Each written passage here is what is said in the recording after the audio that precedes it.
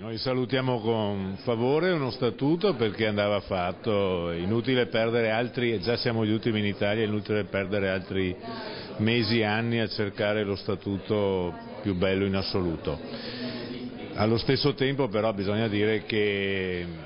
non abbiamo uno statuto all'altezza dei bisogni del Veneto, noi avremmo voluto uno statuto che abolisse le province,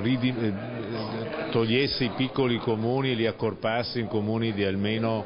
20-30 mila abitanti, rendesse insomma la regione più snella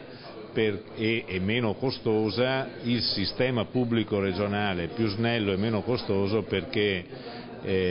coi tempi che corrono questa è la risposta che serve per avere più velocità, più capacità di incidere e anche per lasciare al territorio maggiori risorse. I punti di forza sono sicuramente quelli che hanno permesso di attuare la nuova legge elettorale con la riduzione del numero dei consiglieri regionali e un nuovo statuto moderno che impedisce il diritto di veto anche a un solo consigliere e lascia, insomma, che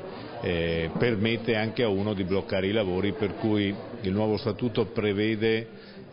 un modo di programmazione moderno che ti dà certezza anche non solo nell'inizio della discussione ma anche nella fine. Sul profilo dei principi ci sono delle cose interessanti, anche se mi sembrano più dichiarazioni che fatti. Questa cosa di prima i Veneti, che è rimasta in onore della campagna elettorale di Zaia, francamente mi sembra assolutamente inutile, insomma non avrà nessun effetto pratico, per cui io non la condivido dal punto di vista dell'impostazione, ma siccome non cambierà niente, insomma non la giudico di grande importanza.